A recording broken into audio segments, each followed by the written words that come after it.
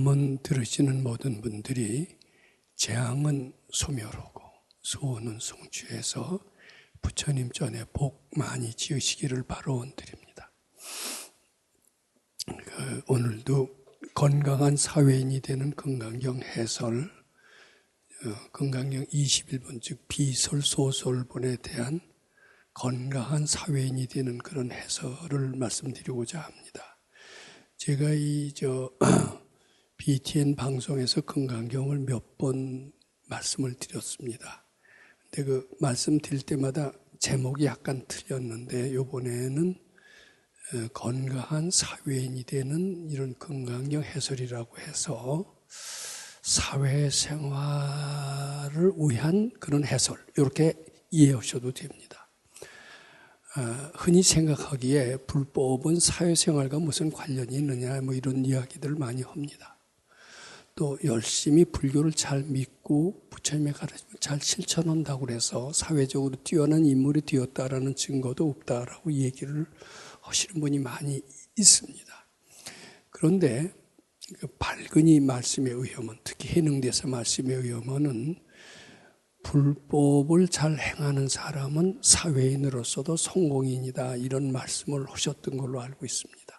즉 6조 단경에 보면은 불법 제세간 분리세간각이라는 그런 표현이 나오죠. 불법이 산속에 있는 게 아니라 바로 사회생활에 있다. 사회생활을 떠난 그런 불법은 존재하지 않는다.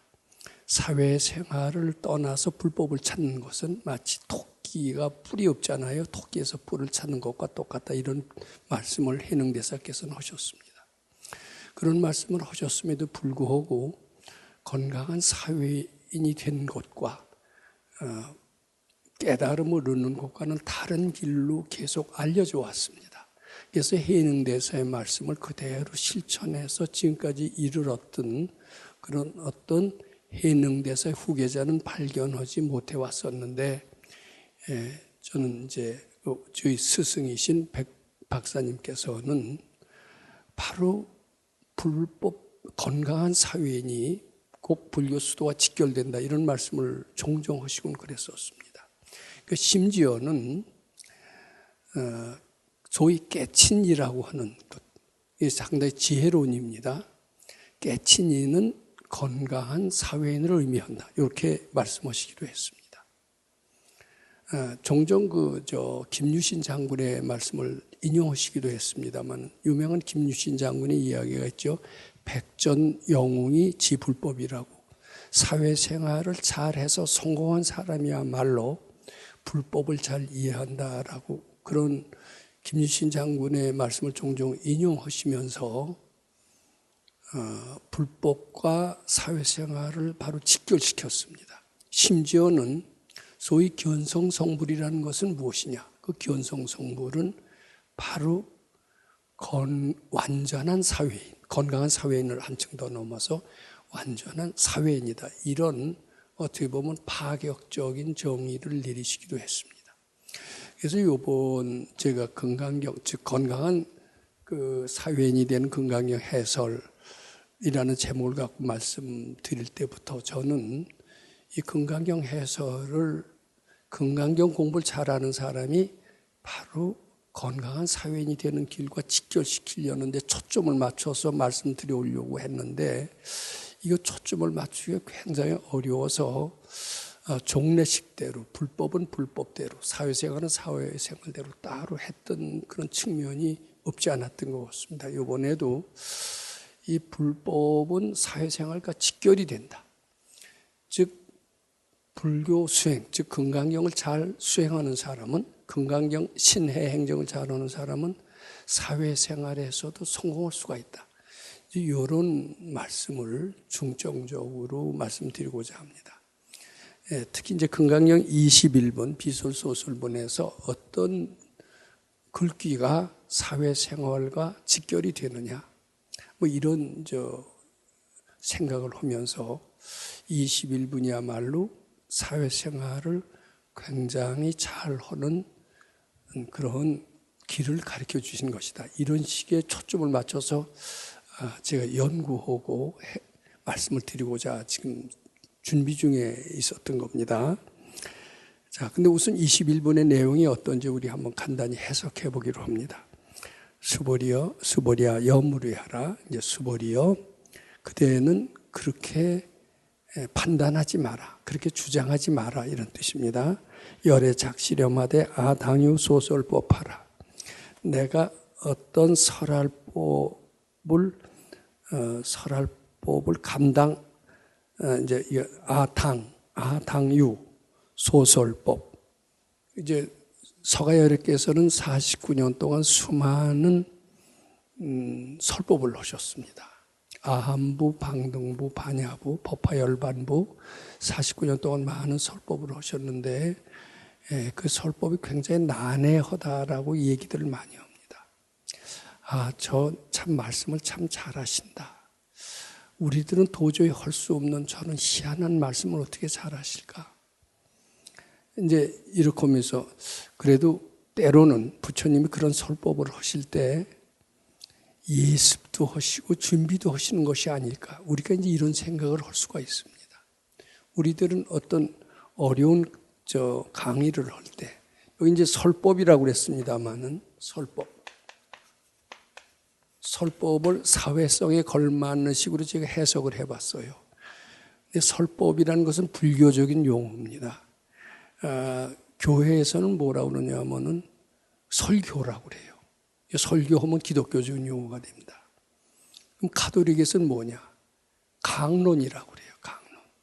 불교에서는 설법이라고 그럽니다. 근데 이게 다 종교적인 냄새가 나는데 종교적인 냄새가 아닌 즉 반대의 사회성이 냄새가 나는 그 용어는 뭐냐면은 이걸 강연이다. 좀 쉽게 말해서 강의다. 이렇게 하는 것이 더 사회성 있는, 이해하기 쉬운 내용이다, 이렇게 생각을 합니다. 그래서 요번에는 요것을 강의라고 이렇게 저는 우리가 익숙한 말로 바꿔보고자 합니다. 그래야 불법과 현실과 매우 친밀한 관계가 있기 때문입니다. 그런데 부처님께서는 49일 동안 막힘없이 각종 난제에 대해서 또 사람마다 수기설법 다르게 다양한 말씀을 하시는 걸 보고 우리 중생들은 이런 궁금증을 가지고 있을 수 있습니다. 우리들이 어디 가서 강의를 할 때 굉장히 준비를 하지 않으면 안 됩니다. 저는 며칠을 준비했던 그런 적도 있습니다. 글을 쓰는 것도 마찬가지로 준비 대단히 해야 어디 발표할 수 있는 글을 쓸 수 있다, 이렇게 생각을 합니다. 우리도 그런 것과 마찬가지로 부처님께서도 이렇게 수많은 건강경을 설하신다, 법화경을 설하실 때 혹시 밤을 새워가면서 준비를 하시는 것이 아닌가, 뭐 이렇게 생각할 수가 있습니다. 그건 인간으로서 너무나 당연합니다. 밤은 새우지 않았더라도 좀 심사숙고하시다가 하시지 않을까, 이런 생각을 할 수가 있습니다. 이제 그런 의문을 누구나 가질 수 있기 때문에 부처님께서는 이제 그 의문을 아시고 수보리야 여무르하라 열에 작시렴하되 아당요 소설법하라. 수보리여, 그런 생각하지 마라, 그런 말하지 마라, 이런 뜻입니다. 열에는 어떤 강연을 할 때 이건 내가 감당할 만하다, 이런 생각을 한다라고 그런 생각을 하지 마라, 이런 뜻입니다.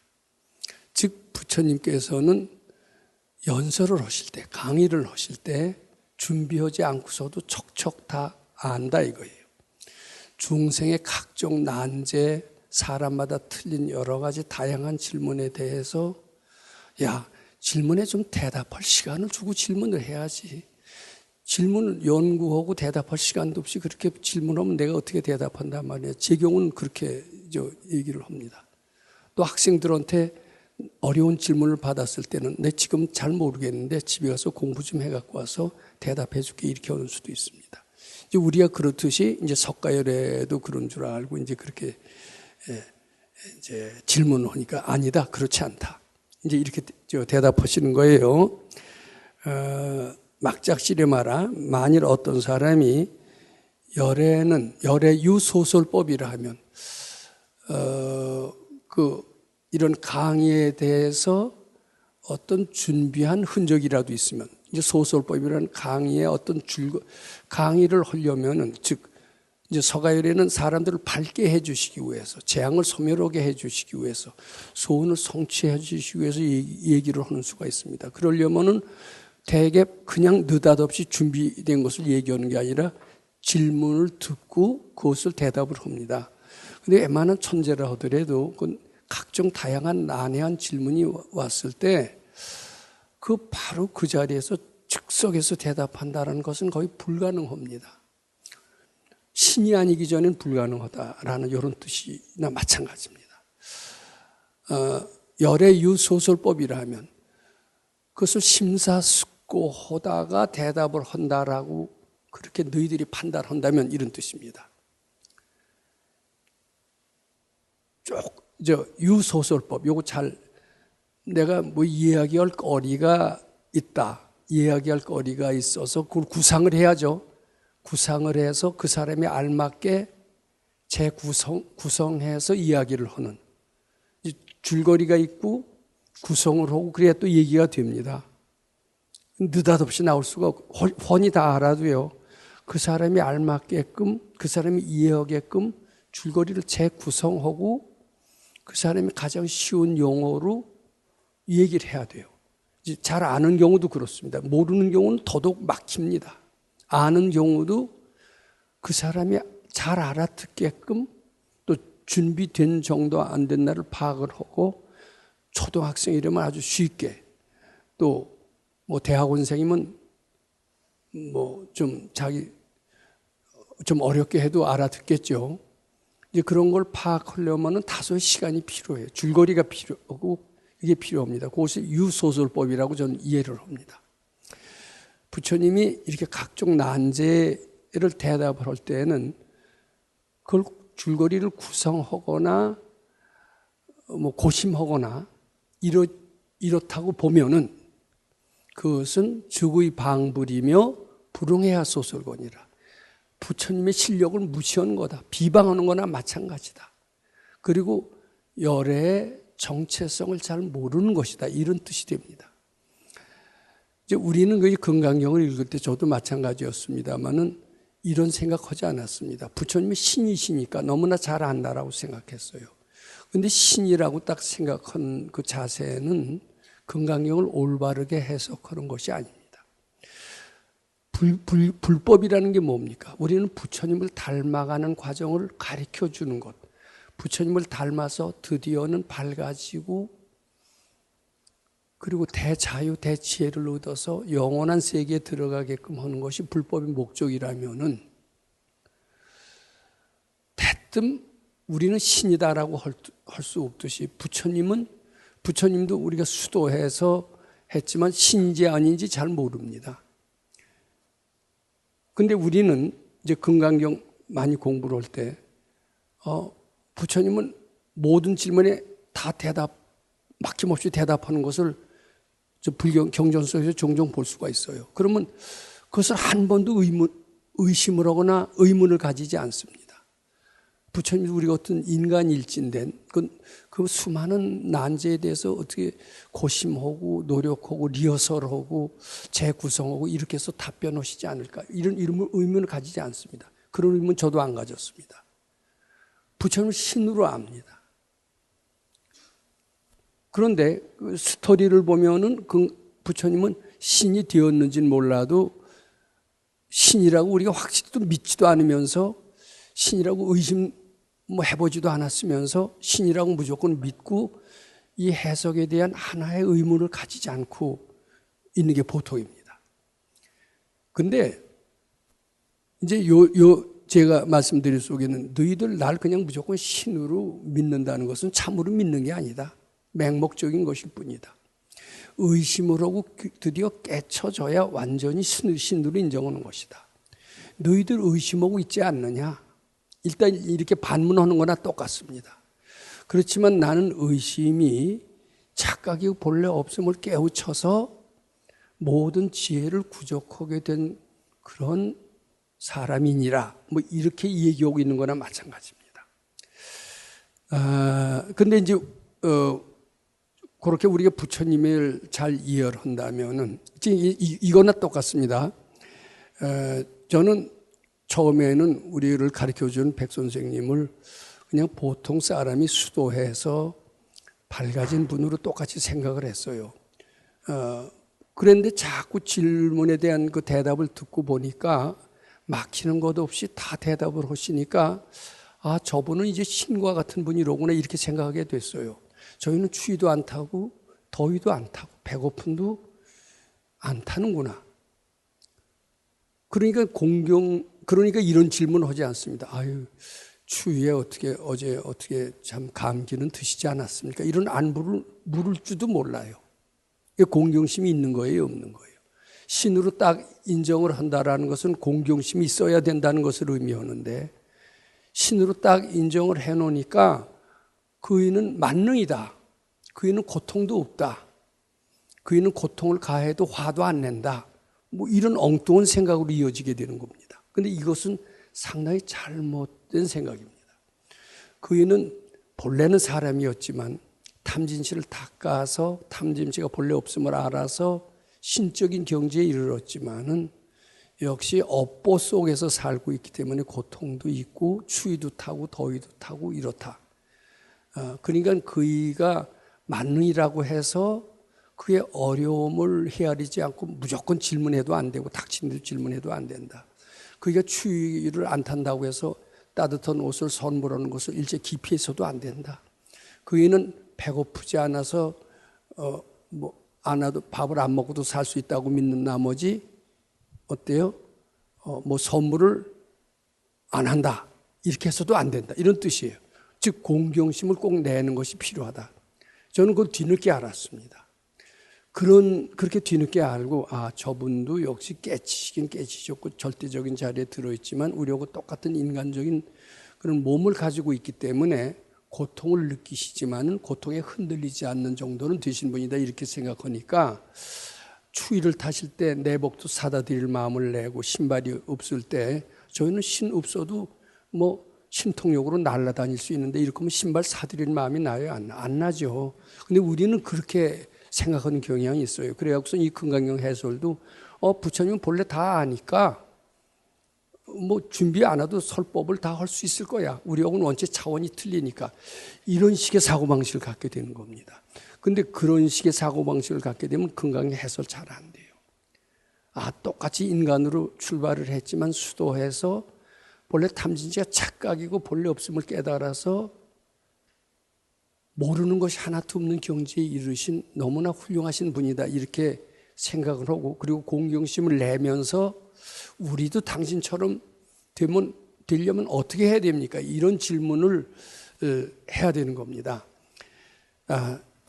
제가 약간 횡설수설한 느낌인데 제 말을 다시 정리를 한다면은 이제 수보리여 여무르야라 열에 작시렴하되 아당유 소설법하라 요것을 얘기하면 수보리여 그대는 지금 상당히 많이 깨달음을 얻었지만 깨달음을 얻기 전에는 역시 배고프고 추위 더위 이런 데 다 괴로워했던 사람이다. 근데 그 괴로움이 착각이고 본래 또 없음을 알아서 이제는 상당히 이제 원숙한 경지에 이르렀다. 이제 이렇게 그런 얘기가 포함되어 있습니다. 그러면서 마찬가지로 나도 대중들하고 설법을 할 때는 역시 모르는 것이 있어서 그것을 알려고 노력하고 깨치려고 노력하다가 드디어 알아지고 요건 내가 감당할 만하다. 이렇게 생각을 했다고 생각하느냐 이런 뜻이나 마찬가지입니다. 근데 그런 게 아니다. 이제 나는 너희들은 그렇게 나를 이해하고 생각하고 공경심을 내는 것은 이해하다. 그렇지만 나는 이제 그런 정도로 한참 지났다. 이렇게 얘기하는 거나 마찬가지다. 이렇게 보시면 됩니다. 그리고 내가 설법을 잘해. 강의를 잘하지만은 그리고 막히는 것이 없어. 다 막히는 것이 없지만은 열심히 그런 막히는 것이 없이 위해서 많이 노력을 해오고 이제 자신 있다. 이런 자신감을 가진 사람이라고 생각하는 것은 안 된다. 그것은 나를 비방하는 것이고 내 뜻을 헤아리지 못하는 것이다. 이렇게 해석을 하시는 게 좋습니다. 수보리아 설법자는 무법가설이 심형설법이니라. 무법가설이 심형설법이라고 그랬어요. 난제랄 것도 없고 막힐 것도 없고 모를 것도 없이 거침없이 나오는 설법. 그래서 준비할 필요도 없는 것. 그것이 이제 무법가설입니다. 이런 내 설법은, 내 강의는 이런 것이다. 또 이래야만이 진정한 강의를 잘하는 사람이라고 할 수가 있다. 이런 뜻으로 해석하시면 됩니다. 근데 이것을 여러 식으로 해석, 특히 종래 불교식으로 해석하면 그 사회인의 강의하고는 조금 사회성하고는 좀 멀어집니다. 제 예를 좀 한번 들어보겠습니다. 제가 수많은 설법을 하진 않았습니다만 강의는 많이 했던 기억이 있습니다. 근데 굉장히 감당하기 어려운 강의가 있었습니다. 또 감당할 만한 강의가 있었습니다. 또 아주 거침없이 잘했던 강의가 있었습니다. 지금도 기억에 남는 굉장히 진땀이 바짝 흘렀던 그런 강의가 세 가지는 생각이 납니다. 하나는 제가 일찍이 이제 교수가 됐습니다. 특히 전문대학 교수 때인데 43세면 아주 그때 전문대학 가자마자 제 강의가 인기가 있었던가 봐요. 그래서 학생들이 새로 오신 선생님 강의가 너무 진지하고 진실해서 그때는 수업 태도들이 참 나빴대요. 그전에는. 근데 제 강의하고 난 뒤에는 완전히 아주 수업 태도가 진지해졌다고 자기네들이 그럽니다. 이제 그 뒤에는 이제 걔들이 조금 있다, 몇 년 있다 졸업하고 결혼을 하면요. 주례를 다른 나이 많은 교수님이 있는데도 불구하고 다 제키고 저한테 주례를 해서 저는 43세 때 처음으로 주례를 했습니다. 자의에 의해서 한 게 아니라 타의에 의해서 했습니다. 근데 막상 주례를 하려고 보니까 거기 객석에 앉았던 분이 다 나보다 나이도 많은 분들도 많고요. 43세 인생을 알면 뭘 알겠습니까? 그때 아마 제가 총각은 겨우 면했을 때였던 것 같습니다. 그러니까 결혼에 대해서도 모르고 인생에 대해서도 그저 피상적으로 알죠. 이 주례는 또 안 할 수가 없고요. 아직 한사코 거절했는데 막무가내하고 해서 참 그때처럼 진땀 뺐던 기억이 없습니다. 대중들 얼굴 쳐다보지도 못했던 것 같아요. 그냥 원고를 달달달달 외우다시피 해서 그대로 어설프게 했는데 그래도 곧잘 됐대네요. 그래서 잘 속았다. 제가 그렇게 생각을 했던 적이 있습니다. 아주 진땀 뺐던 기억이 있습니다. 두 번째는요. 제 대학원 2학기 때입니다. 석사과정 2학기 때입니다. 사실 과학에 대해서 제가 뭘 압니까? 근데 우리 지도교수는 저를 하드 트레이닝 시켜서 그 대학원생, 동단에 2학기밖에 안 되는 학생을 학술 발표회, 학회에 강의를 시킵니다. 요새는 많이 바뀌어서 대학원 학생이 발표 못하게 돼 있습니다. 교수가 발표하게끔 돼 있습니다. 근데 그때는 포스터 발표고 뭐고 다 요새는 교수가 하고 대학원생을 안 시켰는데 그때는 교수는 되게 뒷짐지고 대학원생한테 학회 발표를 많이 시켰어요. 근데 제가 곧잘 안다고 그래갖고서는 학회에서 10여 분짜리 아주 짧게 발표한 적이 있었습니다. 근데 10분이 굉장히 긴 것 같더라고요. 그리고 이 대상이 교수와 대학원생들입니다. 이게 들어간 지 1년도 안 됐는데 알면 얼마나 알겠어요. 교수가 가르쳐준 것을 생각하고 또 생각하고 밤새도록 고심하고 또 고심하고 리허설하고 또 리허설하고 그때 참 진땀 흘렸던 기억이 있습니다. 즉 준비가 부족하면 부족할수록 굉장히 강의는 고생이었던 것 같습니다.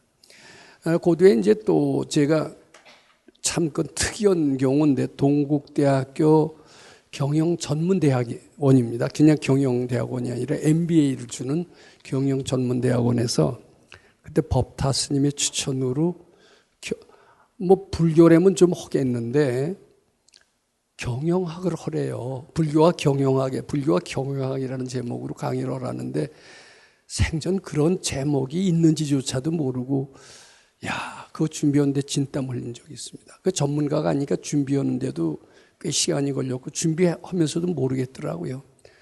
아주 그때처럼 그 세 가지는 지금도 인상에 오래오래 남습니다. 그 다음에 이것은 이제 감당하기 어려운 겁니다. 근데 감당할 수 있는 이제 강의도 있었던 것 같아요.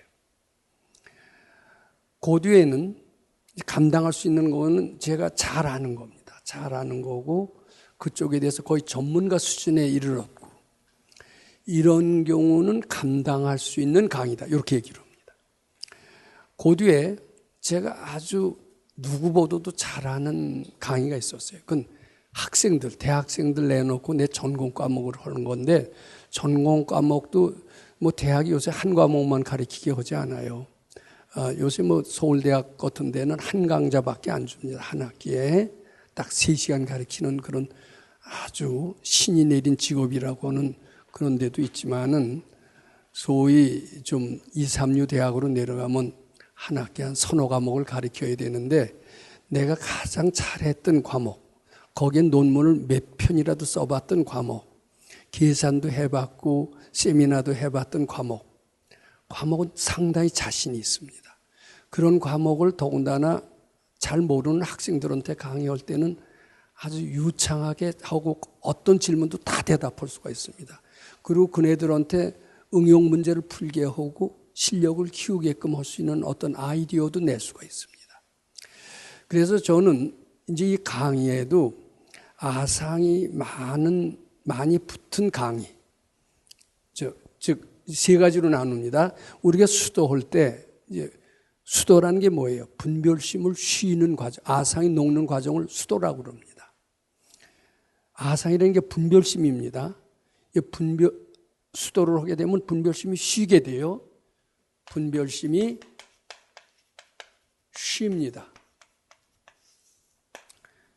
쉬는 것, 이때 마음이 편안해진다는 것을 의미합니다. 아상이 쉰다는 말과 똑같습니다. 이게 이제 수도의 초보자 경지입니다. 이제 두 번째는 분별심이 쉬는 것을 지나서 녹는다는 경지가 나옵니다. 녹는다. 아상이 녹는다는 거나 마찬가지입니다. 그럼 분별심이 쉬면은요, 그래도 지혜가 조금 나요. 근데 모르는 게 굉장히 많습니다. 근데 분별심이 녹으면은요, 아상이 상당히 없어지고 분별심이 쉬면서 상당히 지혜가 성숙해집니다. 요때 강의를 하면은 이제 그 뒤에 세 번째입니다. 분별이 없어지는 상태가 있습니다. 분별이 없어져. 그러니까 아상이 없어지는 상태입니다. 이때는 지혜가 상당히 완숙합니다. 지혜가 아주 대단합니다. 이때는 지혜가 좀 생길 때입니다. 이때는 지혜가 생길 때는 말뜻합니다. 이때 하는 강의는 감당하기 어려운 강의가 되는 경우가 많습니다. 준비가 부족하고 분별이 그냥 쉬는 정도에 불과합니다. 그런데 이때 하는 강의는 감당할 수 있는 경우, 상당히 전문가적인 강의가 돼서 어떤 사람을 대상으로 놓고서라도 잘할 수 있는 그런 강의가 있습니다. 제가 처음에 주례를 하면서 생전 안 해보던 사람이 할 때 진땀을 흘렸던 것, 남의 거 베껴서 달달달달 외워서 할 수는 없고 창의성 있는 주례사를 해야 되는데 참 어려웠는데 그것은 바로 이 경우가 해당이 될 겁니다. 그 뒤에 굉장히 제가 아주 교수들만 많고 강의한 적이 있었고 또 저 진관사 같은 데서는 불러줘서 스님들만 한 100명 많고서는 스님들 100명 많고 강의한다는 게 쉽지가 않아요. 이것도 대주직급의 스님들입니다. 그때는 뭐 떨지도 않았고 그런 대로 잘 됐습니다. 그것은 상당히 준비가 된 강의. 그것은 말하자면 아상을 어느 정도 녹이고 지혜가 났다. 이렇게 저는 말씀드리고자 합니다. 그 다음에 이제 학교에서 강의는 제가 오랫동안 강의를 했고 강의 중에서도 제가 잘하는 과목이 있고 논문도 써봤고 계산도 해봤고 뭐 컴퓨터 시뮬레이션도 해봤고 등등 이런 것들은 강의도 잘하게 돼요. 자연히. 잘하니까 확실히 알고 강의하는 것과 베껴서 앵무새처럼 하는 것은 천지 차이가 틀립니다. 이건 학생들한테 아주 명쾌하게 됩니다. 잘하는 강의를 할 때는 명쾌하게 전달이 됩니다. 그리고 각종 질문을 다 대답할 수가 있어요. 그것만 아닙니다. 응용력이 있어서 학생들을 뛰어난 인재까지 만들 수가 있습니다. 그것은 그 과목에서는 달인으로 만들 수가 있다. 이렇게 되는데, 이제 그런 경우는 이제 분별이 없어지는 경우가 되겠죠. 근데 그것은 제가 잘했던 것, 그것에만 한해서 이것이 설명을 합니다. 그런데 제가 잘했던 물리화, 피지컬 케미스트리, 요것만 해갖고서는 적어도 무법가설이 심형설법은 안 됩니다. 만능이어야 됩니다. 저는 이제 가족끼리 얘기하는 것은 별 틀린 소리를 하더라도 가족끼리 대화해서 부담을 느꼈다는 사람은 아무도 없습니다. 근데 가족이 아니라 이제 학교에 나갑니다. 학교에 가서는 아무 소리나 다 해도 안 됩니다. 그다음에 학교보다도 사회에 나가서는 여러 가지 그 세미나를 하고 팀워크 저걸 할 때는 함부로 얘기해서는 안 됩니다. 그때는 상당히 어렵습니다. 감당할 만하냐, 감당하지 못할 만하냐. 근데 이것도 많이 연습하면 그 직장에 나가서도 얘기를 잘할 수 있고 주도할 수가 있습니다. 그 다음에 한층 더 나아가서 국제회의다 이렇게 되면 그거 상당히 어렵습니다. 근데 그것도 한참 연습하면 국제회의를 주도할 수가 있습니다. 근데 이제 그것을 더 떠나서 전 세계 사람들을 위해서 얘기를 한다. 아마 여기 다라이 라마나 로마 교황은 미국에 가면 10만이 모인다고 그래요. 10만 앞에서 연설한다라는 것은 대단히 아마 쉽지 않을 겁니다. 그리고 전 세계 중계방송 된다는 것은 더더욱 긴장이 될 겁니다. 근데 그것도 한참 연습하면 어느 정도 할 것 같아요. 그런데 많은 사람뿐만 아니라 다양한 사람들의 또 다양한 질문에 거침없이 이렇게 할 수 있는 것은 아무나 하는 게 아닙니다. 그것은 신만이 할 수 있을지도 모릅니다. 즉 인류를 구제하는 설법은 이런 여러 가지 설법을 다 거치고 난 뒤에도 아주 어려운 것은 구제하는 설법은 아무나 못하는 겁니다. 근데 그런 것까지 다 해서 막힘이 없는 것, 이제 그것이 저는 이제 아상이 없어진 설법에 비올 수 있지만 그것을 무법가설 심형설법이라고 이렇게 말씀드리는 겁니다. 즉 설법의 준비를 일체 하지 않아도 각종 난제에 대한 원인 분석하고 해법도 제시하고 응용력도 키워서 인재를 만들 수 있게끔 이렇게 강의하는 사람, 그런 사람이 될 수 있다. 이런 뜻이 됩니다. 무법가설이 심형설법이니라. 준비를 일체 하지 않아도 자기 원체 준비를 하다가 준비할 수 없는 경지까지 다 이르는 거예요. 염도염궁 무렴처라는 말이 있듯이 제가 열심히 배우고 열심히 논문 쓰고 열심히 계산하고 연구하고 이러다 보면 학생들한테 막힘이 없이 잘할 수 있듯이 부처님도 아마 그런 과정을 푸셔서 막힘이 없을 정도가 되었다. 이제 너희들도 이렇게 해라. 그래야 건강한 사회인이 되는 것이니라. 이런 뜻이 포함되어 있습니다. 그래서 이것을 설법 준비를 일체 하지 않아도 충분할 정도의 역량을 갖춘 자가 하는 설법. 이것이 무법가설이 심형설법이니라. 그이는 어느 때 어느 시에 어떤 난해한 질문을 하더라도 거기에 대한 대답도 할 수가 있고 원인도 그 난제 원인을 설명할 수가 있고 그 해결책도 제시할 수가 있고 그리고 응용해서 인재가 되게끔까지도 가르친다라는 겁니다. 이제 여기까지 하셔서 일단 이해하신 거로 알고요. 그 다음에 넘어갑니다. 자, 그 뒤에 뭐라고 그러셨냐면은 수보리아 설법자는 무법가설이 심형설법이니라. 내가 이렇게 아상을 완전히 없앴기 때문에 수도에서 아상이 없었기 때문에 모든 각계각층의 모든 사람들에게 다양한 질문에 대해서, 다양한 난제에 대해서, 그들이 물어오는 난제에 대해서 그 원인을 설명하고 해법을 설명하고 응용력을 갖추어서 난제를 축복으로 만들게끔 하는 그런 방법을 다 일러주고 있느니라, 이런 뜻이 됩니다. 이것이 진짜 강연을 잘하는 사람의 특징이다.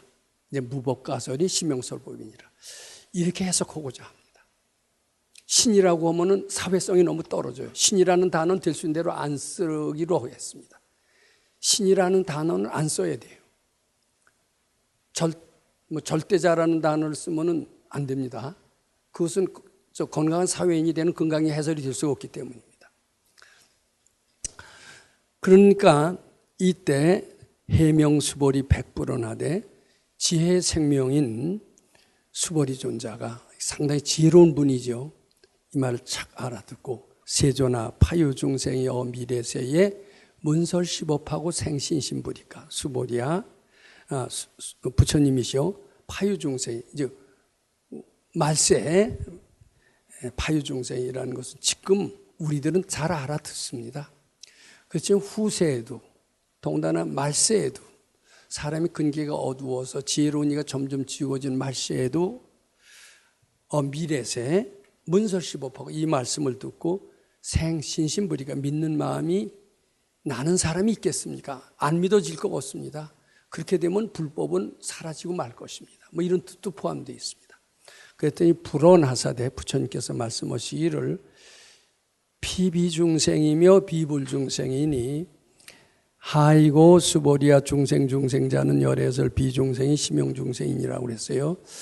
피비중생이며, 그러니까 무법가설이 심형설법이니라 아무 준비하지 않고서도 각계각층의 다양한 사람들의 모든 난제의 원인을 설명하고 해결책을 제시하셨을 뿐만 아니라 그 해결책을 응용해서 아주 유능한 사람, 지혜로운 사람, 행복한 사람을 만들어주는 이런 분, 이런 사람이 되어야 된다.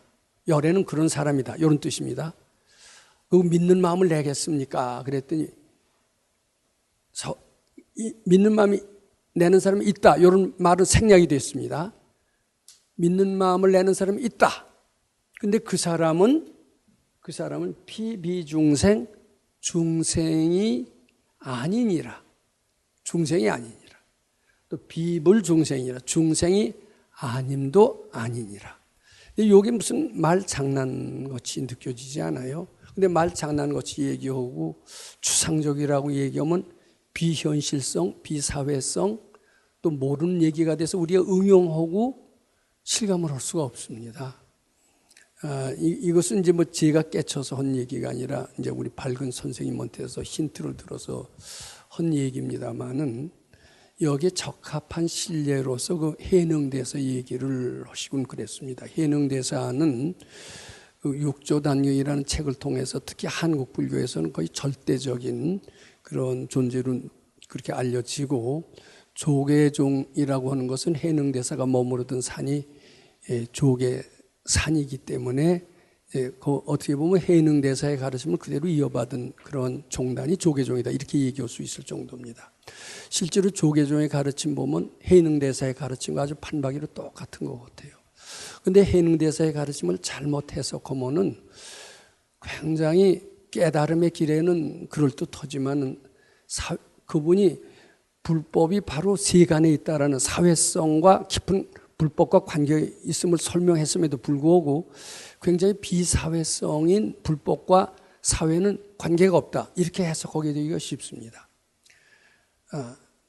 근데 그이는 잘 아시다시피 일자무식이었어요. 한글 모릅니다. 그리고 홀어머니를 모시고 아주 가난하게 사는 나무꾼이었습니다.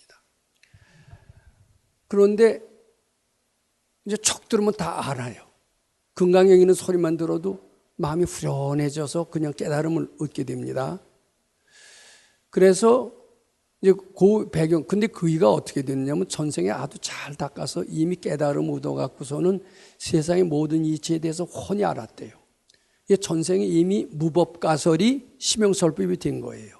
훤히 알았기 때문에 각종 사람들의 난제에 대해서 난제를 질문해 올 때 그 원인을 알고 그 해법을 제시하고 그 응용성을 가르쳐줘서 그 사람을 정말 인재로 만드는 그런 경험이 있었던 사람이라는 겁니다.